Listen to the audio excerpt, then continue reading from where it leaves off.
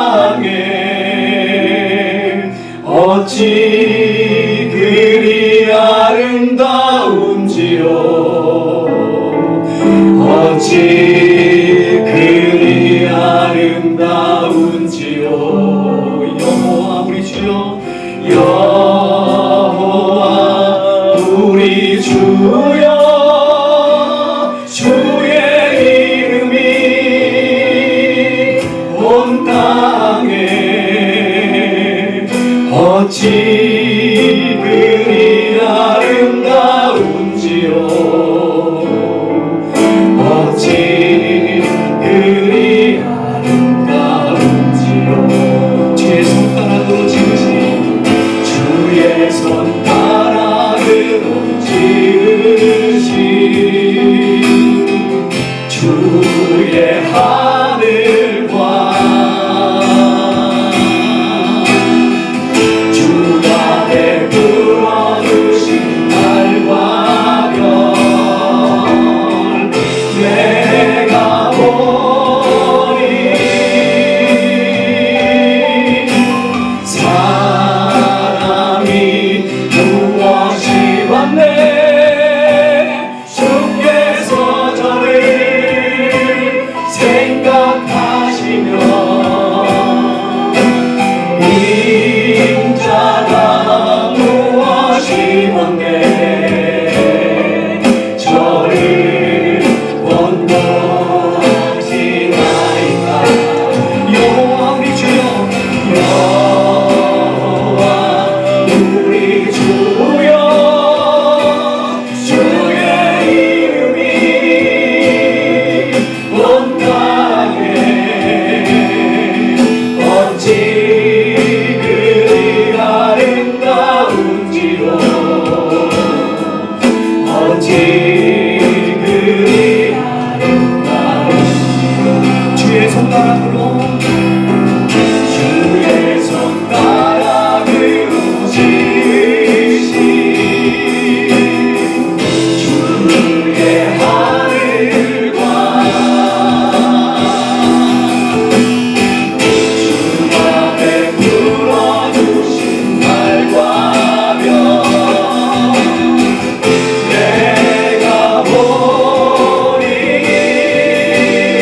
주의 하늘과 주가 베풀어 주신 달과 별, 내가 보니 사람이 무엇이 왔네. 주께서 저를 생각하시며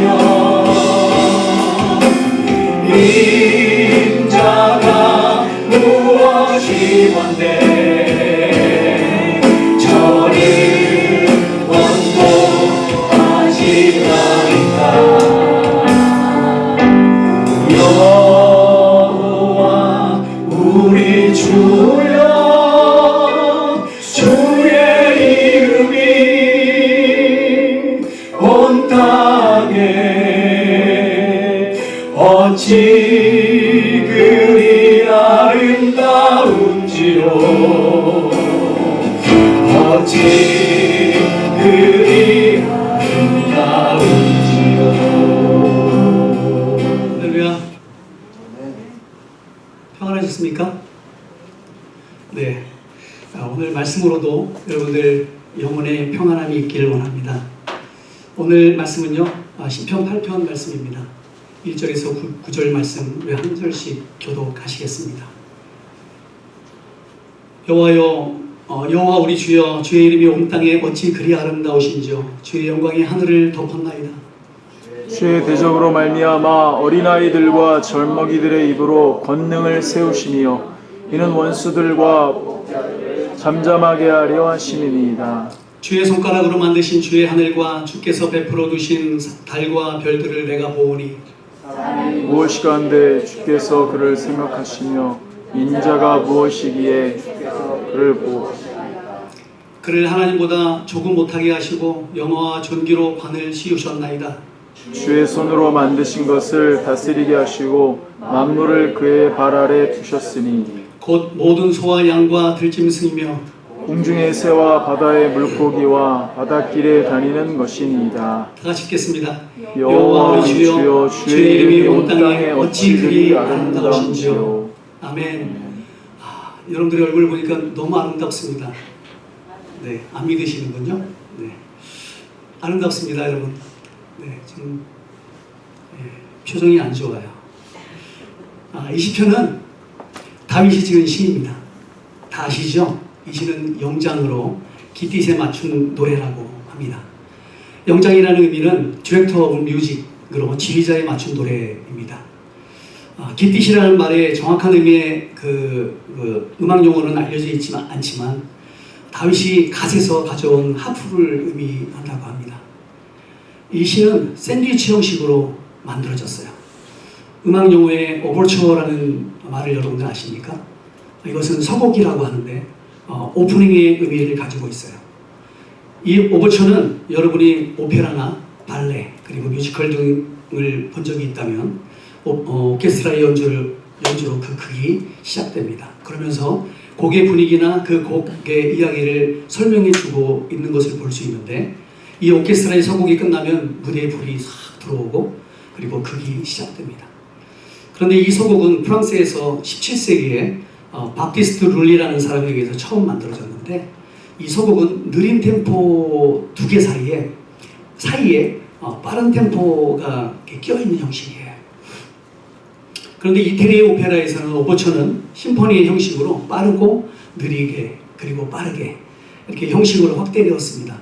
제가 이렇게 서두에 음악 용어에 대해서 말씀드리는 이유는 오늘 시편 8편의 시가 이런 형식으로서 1절과 9절 말씀이 같은 형식의 내용으로 시작과 끝을 보이고 있다는 거예요. 여러분, 대부분의 일반 찬양과 합창곡을 보면은 그 찬양들이 이처럼 진행되고 있는 것들을 볼 수 있어요. 아닌 것도 있지만 그러므로 음악에도 시작과 끝이 같은 것을 나타내는 것처럼 알파와 오메가 되시는 하나님이 이 땅을 창조하시고 또한 이 땅에서 일어나는 많은 일들 가운데 역사하시고 마지막 날에는 심판의 주로 이 땅에 오심을 시편 8편을 통해서 저는 말씀 묵상하면서 깨닫게 됩니다. 그러므로 그 창조주 하나님의 아름다우심을 우리 인간들은 찬양해야 한다는 것이에요. 이것은 하나님의 명령이며 또한 이것이 우리가 하나님을 아는 지식을 가지고 있다는 이유입니다. 우리 하나님께 드려지는 예배도 마찬가지입니다. 그래서 우리는 주일에 예배 찬양을 뭐라고 하죠? 준비 찬양이라고 하지 않아요. 뭐라고 합니까? 경배와 찬양이라고 말을 해요. 하나님을 경배하는 찬양이 주님에게만 올려질 때 주님께서 우리의 마음을 받으시고 놀라운 은혜를 우리에게 허락하시는 것을 믿습니다. 아멘. 그렇다면 오늘 본문 말씀이 우리에게 전해주고자 하는 의미가 뭘까? 이것을 묵상했으면 좋겠어요. 여러분, 오늘 이 본문 말씀을 읽을 때 성령께서 여러분 각자에게 어떤 감동을 주셨습니까? 오늘 말씀을 쭉 여러분이 읽어 나가시면서 이 시편 8편의 말씀을 대하면서 하나님을 찬양해야 하는 그 이유에 대해서 더 이상 뭐라고 설명할 필요가 없습니다. 이 말씀을 쭉 읽어 나가면서 그것이 찬양이 되고요. 여러분들의 신앙의 고백이 되는 것입니다. 여러분만의 노래로 하나님을 찬양하면 어떻겠습니까?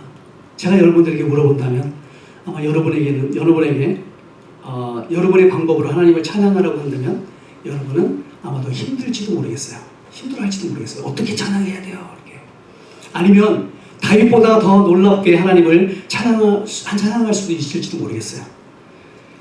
다윗이 하나님을 이처럼 아름답고 능력의 주로 찬양할 수 있는 이유 두 가지를 발견하게 됩니다. 첫째는 다윗은 하나님에 대한 지식이 많았습니다. 두 번째는 다윗은 성령의 감동으로 하나님을 찬양했을 것입니다. 그렇기 때문에 다윗은 1절에서 이렇게 노래를 하고 있습니다. 여호와 우리 주여, 주의 이름이 온 땅에 어찌 그리 아름다운지요 라고 노래하고 있고, 주의 이름이 온 땅에 아름답다는 것을 3절을 통해서 주의 손가락으로 만드신 주의 하늘과 주께서 베풀어 두신 달과 별들을 내가 보으니라고 노래하고 있지 않습니까? 이것은 하나님을 아는 지식과 성령의 감동이 역사함으로 가능한 표현이라는 사실을 우리는 발견하게 됩니다. 우리가 주님을 찬양할 때요, 우리의 머리로 찬양할 수 없어요. 그 놀라운 하나님을 어떻게 찬양할 수 있습니까? 우리가 하나님을 알고 성령님께서 그 사실, 하나님의 그 놀라운 광대하신 분이라는 것을 알게 하실 때 우리는 그것에 반응해서 찬양을 하게 되어 있습니다. 이것은 하나님을 아는 지식과 성령의 감동으로 된 것이지, 그렇죠? 이런 아름다운 광경을 보더라도 사람들은요, 크리스찬이 아닌 사람들은 와, 아름답다, 그리고 끝. 그것으로 끝. 그러나 우리는 와, 하나님의 솜씨가 이렇게 놀랍고 광대하시구나 하고 하나님을 찬양합니다. 과연 하나님을 아는 지식이 어디로부터 왔습니까? 이렇게 저는 묵상을 해보게 됐어요. 1절에서 여호와 우리 주여라고 그 시는 이렇게 시작할 때 다윗은 여호와를 주라고 표현하는데, 여기서 주는 히브리어로 아도나이라고 합니다. 이것은 하나님의 위대하심, 하나님의 능력을 나타내는, 전능하신 주님을 나타내는 그러한 표현인 것이에요. 그렇다면 여러분은 아도나이라는 단어를 언제, 어디서 처음 들어보셨습니까? 아니면 여기서 처음 들어보셨습니까? 많이 들어보셨죠? 아도나이라는. 저는 큰형님이 목사님이신데 어렸을 때 형님을 통해서 이 이름을 듣게 됐어요. 우리의 자녀들이 우리의 가정 공동체를 제 안에서 여호와 주에 대해서 가장 먼저 들을 수 있어야 합니다. 그럴 때 우리의 자녀들은 평생을 하나님을 경외하는 자녀들로 살아가게 될 것입니다. 만약에 우리의 자녀들이 여호와에 대해서 교회에서 처음 듣게 된다면 그것은 늦은 교육이 되는 것이에요. 가정보다 교회를 너무 신뢰하면 안 됩니다. 가정을 신뢰, 하나님께서 주신 이 가정에서 제일 먼저 하나님의 이름을 들어야 돼요.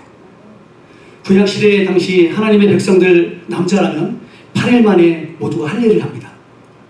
그 의미는 하나님과 이스라엘 사이에 언약의 표징을 이스라엘이 하나님께 선택되어 언약을 맺은 백성으로 순종하고 헌신하며 살아가겠다는 약속의 징표입니다.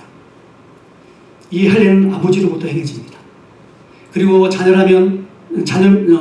자라면서 하나님의 말씀을 공부하게 되죠. 하나님의 말씀의 명령을 따라 살아가는 이유를 깨닫게 됩니다. 다윗은 분명히 이러한 신앙의 교육을 부모로부터 받았을 것입니다. 그러므로 우리 부모들이 해야 할 일은 우리 아이들이 어려서부터 가정 안에서 하나님을 아는 지식을 가질 때 우리 자녀의 정체성을 세워나가는데 기초가 될 것이라고 저는 믿습니다. 그럴 때 우리 아이들은 하나님을 온전히 찬양하는, 그리고 하나님을 온전히 예배하는 아이들로 자라나게 된다는 사실입니다. 다윗처럼 말이죠. 저희 부부는 우리 아이들이 어려서부터 가장 강조하며 가르쳐왔던 것은 공부도 아니고 하나님의 말씀 가운데 하나님을 예배하는 방법과 찬양하는 방법을 가르쳐왔던 것입니다. 우리 아이들에게 강조했던 것은 스스로 예배하는 자의 삶을 살아야 한다는 교육을 강조했고 그렇게 가르쳤어요. 제 아들 예찬이는 축구를 하는 아이였습니다. 아까 오늘 드럼 치는 그 청년이 제 아들인데, 축구 선수였다가 이제는 프로 트레이너로 지금 활동하고 있어요. 그렇다면 크리스찬 가운데서 그 아이를 축구를 시켰는데 그 아이가 주일마다 시합이 있는 거예요. 주일마다 시합이 있는데 어떻게 축구를 시키겠어요? 저희 부부는 그것이 용납이 되지 않았어요. 그러나 축구를 포기하라고 말할 수도 없었습니다. 그렇다면 크리스찬 가운데 운동선수는 아무도 없습니다. 그렇죠? 손흥민도 크리스찬인데 저는 고민을 했어요. 이것이 하나님이 바라시는 방법일까 하는 마음으로 기도할 때 주님 제 마음에 이런 마음을 심어주셨습니다. 율법적인 신앙을 하지 말자. 나는 내 자녀들에게 비전이 있다 하는 마음을 주시면서 저에게 자유함을 주셨습니다. 그리고 저는 예찬에게 스스로 예배자의 삶을 살아가야 함과 그렇게 살아가는 이유를 가르쳤어요. 그리고 예찬이는 지금까지 예배자의 모습으로 살고 있음을 보게 됩니다. 얼마나 감사한지 몰라요. 우리 아이들이 하나님과의 그런 관계 가운데서 그 약속을 지켜 산다는 것은 그들의 삶 가운데 매우 중요하다는 사실을 우리 아이들이 스스로가 깨달아야 함에 대해서 우리 부부는 지금도 우리 아이들에게 가르치고 있습니다. 우리가 우리 아이들에게 그렇게 강조하며 교훈할 수 없는 이유는 혹시 우리 자신이 그렇게 살지 못하는 이유 때문이 아닐까? 아니면 너무 바빠서 그렇게 우리 아이들을 신경 쓸 수 있는 여유가 없는 것은 아닐까 하고 생각해 보게 됐어요. 혹시 그런 것은 아닐까? 저희 딸 예림이는 자연스럽게 오빠의 모습을 보면서 자신도 예배자로 살아왔고, 지금은 두 아이가 각자 자기들이 다니는 교회에서 섬기는 교회에서 찬양 인도를 하고 있는 모습을 보게 됩니다. 그렇다고 찬양 사역자는 아닙니다. 찬양으로 섬기고는 있어요. 많은 간증을 하고 싶지만 시간 관계상. 그리고 제가 드리고 싶은 핵심의 말씀은요, 분명한 것은 가정에서부터 신앙교육이 시작되어야 한다는 것입니다.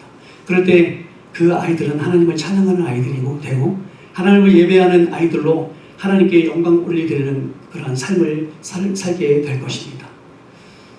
VYCC를 이끌고 있는 저희 부부에게는 이런 목표가 있습니다. 우리 VYCC 단체는 기독교 단체는 아니에요. 하지만 우리 단체의 정신은 하나님을 믿고 하나님이 이끌어가는 단체라고 그렇게 말하고 있습니다. 그렇기 때문에 우리는 우리 아이들에게, 우리가 섬기고 있는 아이들에게 찬양을 가르쳐요. 찬양을 부르게 하고 그들을 위해서 기도합니다. 그 아이들이 자연스럽게 하나님을 찬양하는 아이들로, 그리고 예수를 믿지 않는 아이나 가정이 있다면 그렇게 자연스럽게 하나님을 믿을 수 있도록 진보하고 있습니다. 그렇게 전하고, 그게 우리 단체가 그런 일을 하고 있어요. 선교 일도 하고, 장애인들도 돕지만 우리 아이들에게 우리는 포커스가 되어 있습니다. 그렇기 때문에 우리는 이 단체를 포기할 수 없는 것입니다. 그렇게 하나님께서도 포기하지 않으신다면 우리는 이 사역을 포기하지 않고 열심히 우리 아이들을, 그리고 그리스도의 마음으로 양육해 나갈 것입니다. 여러분, 가정에서부터 하나님을 아는 지식을 가르쳐야 하는 이유는 오늘 이 시대를 보십시오. 공교육의 실태를 보시기 바랍니다. 학교에서는 우리 아이들에게 사악한 영들을 심어주고 있어요. 사단 숭배자들이 공교육을 장악해버렸습니다. 그러므로 우리 아이들이 정체성에 혼란이 오고 있습니다. 계속해서 우리 이수영 집사님과 우리 박육 사모가 카카오톡을 통해서 청원 서명운동서에 대해서 강조하고 있고, 서명을 받고 있는 것을 볼 수 있어요. 자녀의 안전과 부모 권리 보호 법안 상정을 위한 청원 서명운동입니다. 캘리포니아를 더 이상 방치할 수 없다라는 슬로건을 걸고 이 운동을 TV 넥스트 사라김 사모님이 계속해서 활동하고 있습니다. 우리 아이들을 지켜야 하는 것은 하나님의 명령입니다. 창세기 18장 19절 말씀에 내가 그로 그 자식과 권속에게 명하여 여호와의 도를 지켜 그 의와 공도를 행하게 하려고 그를 택하였나니 이는 나 여호와가 아브라함에게 대하여 말한 일을 이루려 함이니라. 하나님께서 여러분을 택하여 여러분의 자녀를 맡기신 이유는 여호와의 도를 지켜 의와 공도를 행하게 하여 하나님의 일을 이루게 하기 위함이라고 말씀하고 있어요. 의와 공도가 뭡니까? 여호와 하나님께서 제시하시는 그 길을 잘 준행하며 따라가는 것을 의미하는 것입니다. 다음 세대를 우리가 진정 생각한다면 말이죠. 우리 같은 영주권자나 신분이 없는 분들은 청원서 서명을 할 수가 없어요. 시민권자라야 누구나 관심을 갖고 참석할 수 있어서 서명을 할 수 있습니다. 그런데 그럼에도 불구하고 많은 교회들이 움직이지 않는 것을 봅니다. 그러면서 다음 세대를 부르짖고 있기는 하지만 어쩌면 속마음에서는 어쩔 수 없는 시대라 해봤자 소용없어 라는 식의 포기 아닌 무관심이 그들의 마음에 자리 잡고 있는 것은 아닐까 생각해 봅니다. 사단의 약한 세력이 우리 아이들과 가정들을 무너뜨리고 있습니다. 이러한 방치로 인해서 우리 아이들이 정서적으로, 육체적으로 병들어가고 그들의 자살률이 많아지고 있다는 현실적인 그런 아픔의 통계를 가지고 있습니다. 그렇기 때문에 우리는 이러한 운동에 참여해야 하며 더 중요한 것은 가정에서 하나님에 대한 지식을 가르쳐야 한다는 말씀입니다. 그렇다면 하나님의 지식을 어떻게 가르칠 수 있습니까? 어떻게 가르칠 수 있죠? 정말 모르십니까? 그것은 하나님의 말씀, 하나님의 명령의 말씀을 가르쳐야 돼요. 끊임없이. 그 말씀이 쉬어지는 날, 그 말씀이 없어지는 날, 우리 아이들은 하나님을 떠날 수밖에 없어요. 계속해서 각인시켜줘야 됩니다. 하나님의 말씀, 하나님의 명령, 하나님의 말씀은 이렇다고. 그럴 때 우리 아이들의 입으로 이렇게 다윗처럼 하나님을 찬양하게 될 것입니다. 여호와 우리 주여, 주의 이름이 온 우주에 어찌 이리도 아름다우신지요. 라고 고백하는 우리 아이들로 살아가게 되지 않을까요? 그런데 이렇게 이야기하는 사람도 있습니다. 이제 우리 아이들이 다 자랐어요. 저 어떻게 해야 되죠? 그래서 포기하실 건가요? 여러분들의 그 자녀들이 이제 다 컸기 때문에 그래서 이제 우리의 자식이 아닌가요? 여러분의 자식 아닙니까? 자식은 작은 자식도 있지만 농담으로 그 아내들이 남편을 향해서 이렇게도 얘기하죠. 큰 자식이라고. 큰 자식. 죄송합니다. 남편들에게도 복음을 전해서 그들을 가르쳐야 됩니다. 그래서 그들이 주님께 돌아올 수 있도록 그들에게 끊임없이 말씀을 전하고 가르쳐야 하는 이유를 찾아보시기 바랍니다. 복이란 말이 나올 수 있습니까? 그 한 영혼이 죽어가는데 여러분 하나님을 알아야 합니다. 그래야 구원이 있고 하나님을 알아야 우리가 이 땅에서 살아야 할 목적을 찾게 됩니다. 그렇다면 여러분은 하나님을 아는 지식을 가지고 있습니까? 얼마나 알고 있습니까? 하나님을. 만약 가지고 있다면 여러분은 먼저 하나님을 찬양하는 그리고 하나님을 진정으로 예배하는 삶을 온전히 살아내야 한다는 것입니다. 우리의 손가락으로 만드신 주의 하늘과 주께서 베풀어 두신 달과 별을 여러분이 보고 있다면 그래서 여러분이 하나님을 아는 지식을 가지고 있다면 여러분이 하나님을 찬양할 수 없다는 그런 명분을 찾기는 힘들 것입니다. 아마도 놀라운 하나님의 솜씨를 찾는 것은 그것보다 찾지 못하는 것이 더 힘들지 않을까요?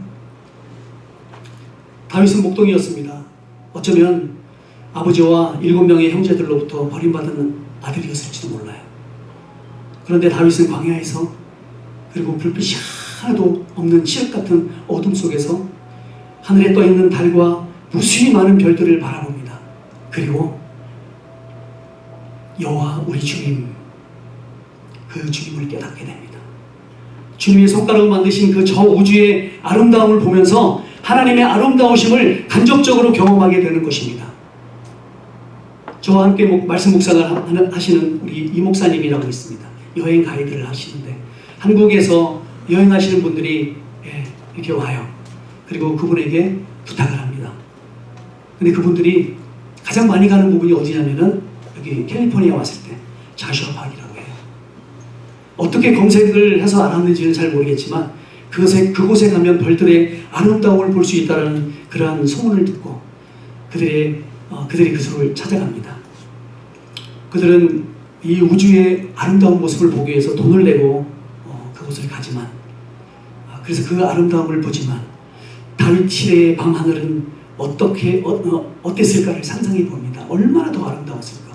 그 칠흑 같은 밤에서 그 반짝이는 별들, 그 우주의 은하수를 보면서 얼마나 놀랐을까, 얼마나 감탄할까 이 생각을 해봐요. 과연 이런 찬양이 나오지 않을까요? 그리고 다윗은 깨닫습니다. 여호와 우리 주님은 얼마나 아름다운 분이실까. 그 하나님이 당신의 손가락으로 이 아름다운 우주를 만드셨다는 사실을 다윗은 깨닫게 되는 것이죠. 이렇게 하나님을 알게 될 때 하나님을 찬양하지 않을 수 없다는 것입니다. 저는 매일 하늘의 구름을 봅니다. 이 캘리포니아 하늘의 구름은 예술이에요. 예술.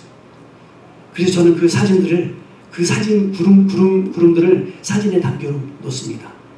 그 아름다운 구름 사진이 저에게는 아마 수백 장, 좀 거짓말 조금 더 하면 1000장 이상 가지고 있습니다. 변화무쌍한 구름들의 모습을 보면서 저는 하나님을 찬양합니다. 하나님께서 그려놓은 저 아름다움의 모습에 저는 또 성령의 바람을 느낍니다. 보이지 않는 바람의 길이 저리도 아름다운 구름의 모양을 만들어낸다면 성령의 바람이 우리 영혼에 불어온다면 우리 영혼이 하나님을 찬양하며 주님의 사명을 따라 살아갈 수밖에 없지 않을까 이런 생각을 해봐요. 그런데 놀라운 사실은 저 하늘의 달과 별의 아름다움을 통해서 다윗은 자기 자신을 보고 있다는 것이에요. 이것은 놀라운 일입니다. 그렇다면 나는 누구인가? 라는 질문을 다윗이 스스로 해보는 것이죠. 저는 월요일 저녁마다 목사님들과 큐티 모임을 하는데 저희가 말씀 묵상하기 전에 기독교의 핵심 진리라는 스프로울 교수의 책을 가지고 이렇게 나눔을 합니다.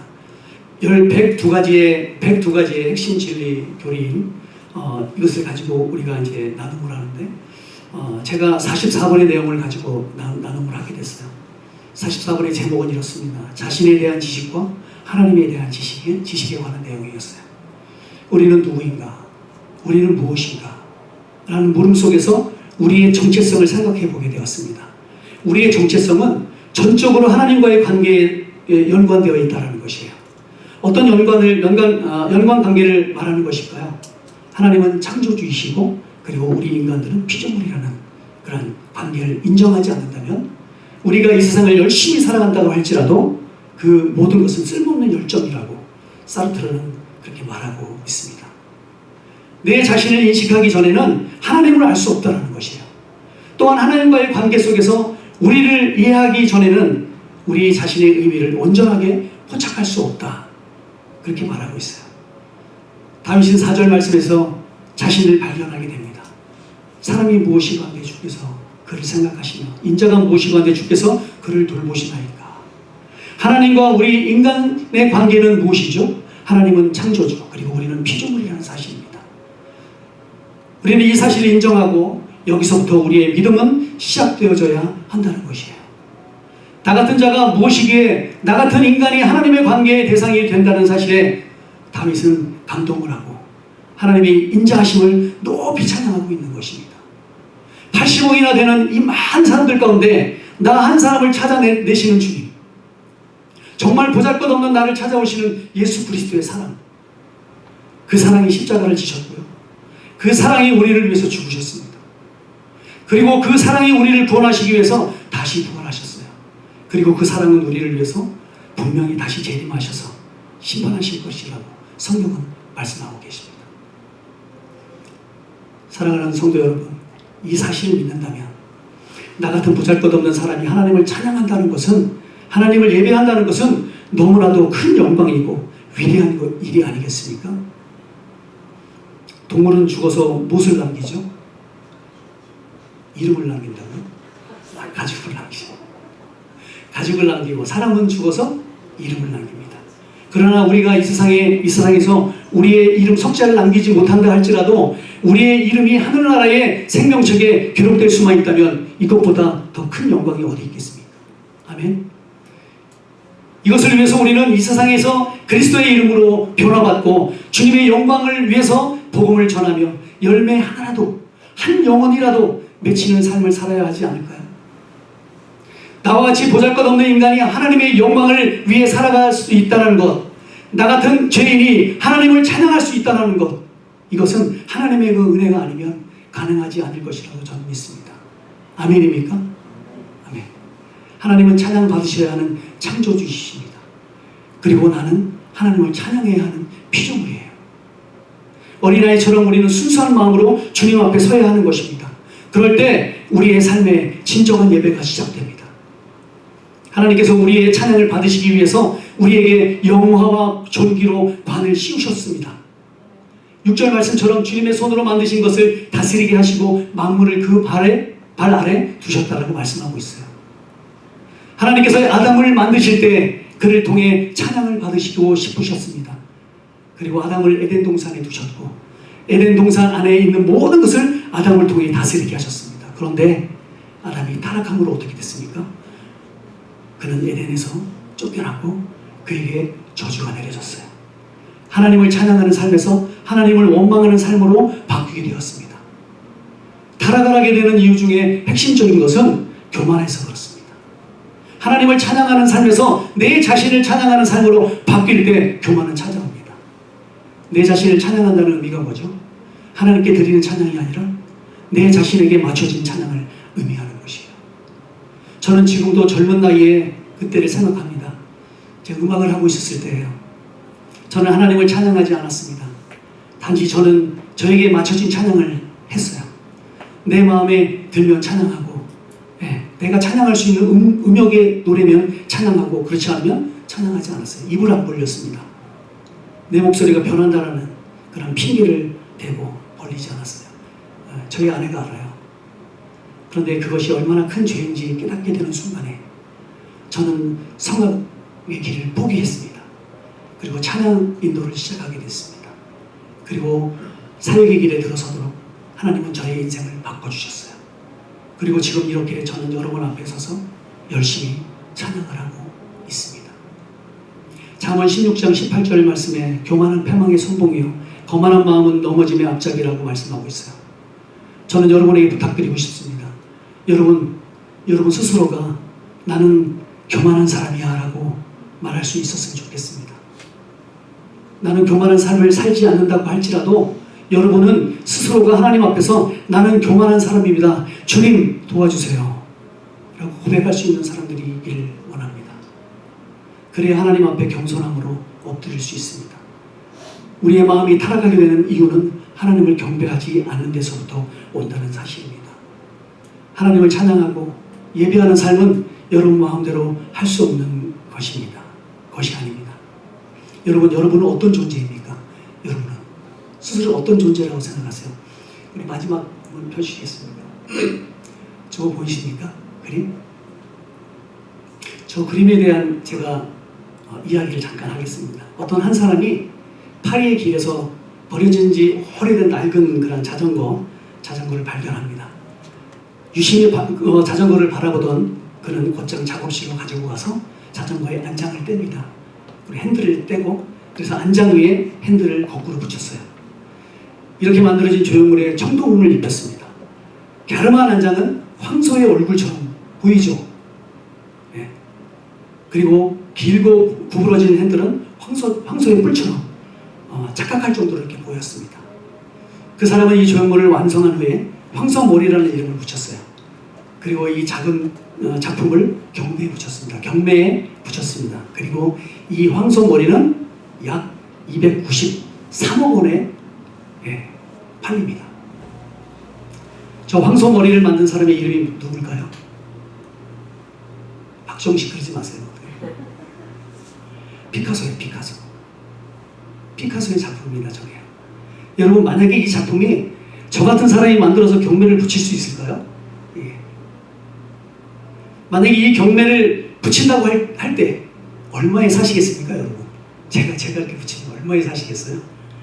네. 30원이요? 네. 사랑하는 성도 여러분, 우리는 누구의 손에 의해서 만들어졌습니까? 하나님의 손에 의해서 만들어지지 않았습니까? 그렇죠? 그렇다면 여러분의 가치는 얼마나 될까요? 얼마에 될까요? 여러분 스스로 여러분을 경매에 붙인다면 얼마에 내놓겠습니까? 아마도 그럴 수 없을 것입니다. 왜냐하면 돈으로도 살 수 없고 팔 수도 없는 너무나도 소중한 존재이기 때문에 그래요. 하나님도 여러분을 내놓지 않을 겁니다. 너무나도 귀한 사람들이기 때문에. 그런데 하나님께서는 당신의 아들 예수 그리스도를 거저 우리에게 주셨어요. 내놓으셨어요. 아무런 값도 요구하지 않았습니다. 그리고 십자가에 당신 손으로 못을 박으셨다는 사실을 여러분 아십니까? 엘리 엘리 라마 사박다니 나의 하나님 어찌하여 당신은 나를 버리셨습니까? 하며 예수님께서 십자가상에서 말씀하셨습니다. 주석서에서는 이렇게 말씀하고 있어요. 이 말에 대해서 실로 예수의 이러한 부르짖음은 가장 필요한 시간에 자신이 하나님께로부터 버림받는 데 대한 절대 고독감과 심각한 위기적 심경에서 비롯된 것으로서 그가 당할 십자가의 고통이 얼마나 처절하고 무거운 것인지를 단적으로 보여주고 있다 라고 말했습니다. 또 이렇게 말을 하고 있습니다. 마가는 십자가 위에서 외치는 7마디 말씀 중에 오직 한마디만 기록하고 있는데 이 외침은 예수가 단순히 자신이 버림받았다고 느낀 것도 아닙니다.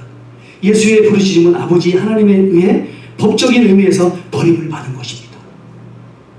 이렇게 주석서는 말하고 있어요. 하나님께 예수님의 가치는 얼마나 되었을까요? 멜 깁슨이 만든 여러분 패션 오브 크라이스트 보셨습니까? 우리 주영재님 봤어요? 못 봤죠? 꼭 보세요. 못 봤을 것 같아요. 그래서 꼭 한번 보시기 바랍니다. 예수님께서 십자가 위에서 돌아가셨을 때 빗방울 하나가 쫙 내려와요. 그리고 땅에 팍 하고 터집니다. 이런 것을 묘사했어요. 그 한 방울의 눈물의 의미는 하나님의 눈물을 표현했던 것입니다. 예수님께서 고난을 받으셨던 순간에도 십자가를 지고 골고다 언덕으로 올라가실 때에도 십자가에 못 박혔을 때에도 하나님께서는 눈물을 참고 계셨을 것입니다. 그리고 마지막으로 한 방울의 비를 통해 하나님의 눈물을 표현했던 멜 깁슨의 그런 영감은 그는 하나님에 대한 지식을 가지고 있었을 것이라고 저는 생각해봐요. 이렇게 우리를 창조하시는 하나님, 그러나 우리는 하나님 앞에서 죄를 짓고 하나님을 멀리 떠나갔지만 하나님은 그럼에도 우리를 용서하시고 우리를 구원하시기 위해서 예수 그리스도를 이 땅에 보내시고 십자가의 사랑으로 값없는 사랑의 구원을 허락해 주시는 예수님에 대한 지식을 우리가 가지고 있다면 우리는 하나님을 찬양하지 않을 수 없습니다. 우리는 하나님을 예배하지 않을 수가 없어요. 변명할 수가 없습니다. 우리가 무엇이기에 주께서 우리를 생각하시며 우리가 무엇이기에 주께서 우리를 돌보십니까? 라고 다윗이 광활한 광야 그 어두운 가운데서 하나님이 만드신 달과 은하수를 바라보면서 나 같은 보잘것없는 자를 사랑하시는 이라고 고백하며 주님께 감사하는 삶을 살아왔던 다윗은 이 놀라운 시와 찬양을 만들게 되었고 또한 하나님께 영광을 올려드렸다는 사실을 보며 저는 제 자신의 현재의 모습을 바라보게 됩니다. 하나님을 찬양하는 사역을 감당한다는 것은 하나님의 놀라운 축복인 것을 다시금 깨닫게 되고 감사하게 되었습니다. 저는 이렇게 말씀을 묵상하고 말씀을 준비하면서 하나님의 놀라운 은혜들을 경험했습니다. 말씀을 맺겠습니다. 여러분이 매일 하시는 말씀 묵상 가운데 가장 중요한 것은 하나님이 누구신가를 찾는 거예요. 그리고 하나님의 여러분에게 어떤 하나님이 되어주시는지를 찾을 때 그 묵상은 의미가 있습니다. 그리고 그 하나님께서 여러분의 하나님이 되어주실 것입니다. 그럴 때 여러분은 오늘 다윗처럼 여호와 우리 주여 주의 이름이 온 땅에 어찌 그리 아름다우십니까? 라고 찬양을 하지 않을 수 없게 될 것입니다. 우리는 겸손한 찬양의 삶을 살아야 합니다. 그래야 여러분의 삶 가운데 하나님의 영광이 임하게 된다는 사실입니다. 그러나 겸손함으로 하나님을 찬양하지 않을 때 우리의 마음은 타락하게 되고 그 타락의 결과는 결국에는 하나님을 떠나게 될지도 모릅니다. 하나님의 자녀라면 우리는 하나님을 찬양하고 하나님을 경외하는 마음으로 예배하는 삶을 온전히 살아가기를 하나님은 원하시고 계신다는 사실을 깨닫기를 원합니다. 아멘. 광활한 들판에서 그것도 흑암으로 가득한 빛으로 가운데서 빛으로 임하시는 전능하신 하나님을 경험했던 다윗처럼 우리의 삶 가운데서도 밀어닥치는 고난과 아픔과 헤어날 수 없는 그런 고통 가운데서도 하나님의 수없이 많은 별처럼 그리고 밝게 빛나는 달처럼 능력의 하나님께서 여러분을 찾아오시고 빛으로 비추어 주실 것입니다. 그러므로 하나님을 알아가는 데 우리는 열심을 내시기 바랍니다. 그러므로 여러분의 삶도 다윗처럼 하나님의 놀라운 아름다움을 발견함으로 하나님을 찬양하며 예배하는 삶을 살아내시는 존귀한 주님의 성도들이 다 되시길 주님의 이름으로 축복합니다. 아멘. 기도하시겠습니다. 여호와 우리 주님, 주님의 이름이 온 땅에 어찌 그리 아름다우신지요. 주님의 손가락으로 만드신 주의 하늘과 그가 베푸신 주님의 달과 별을 내가 봅니다. 주님은 참으로 아름다우신 전능하신 하나님이십니다. 그런 주님을 영원토록 찬양하겠습니다. 내 마음을 다해서 예배하겠습니다. 하나님 우리를 받아주시옵소서. 오늘 정성을 다하여서 마음을 가지고 나온 우리 성도님들의 그런 손길을 주님 축복하여 주시옵소서. 하나님 참 힘들고 어려운 가운데서 일하고 또 그 일한 가운데서 마음을 다하여서 헌금을 주님 앞에 드립니다. 주님께서 그 손길들 삶을 통해서 부끄러움 당하지 않도록 도와주시옵시고 주님의 영광을 위해서 마음껏 사용될 수 있도록 주님 우리 성도님들의 가정들을 지켜주시옵소서. 이제는 예수 그리스도의 은혜와 아낌없이 당신의 아들을 우리에게 선물로 허락하신 하나님의 사랑과 성령님의 역사하시고 감동하시니 하나님을 진심으로 알기를 소망하는 모든 성도들 머리 위에 이제로부터 영원토록 함께 하시길 예수 그리스도의 이름으로 간절히 축원하옵나이다.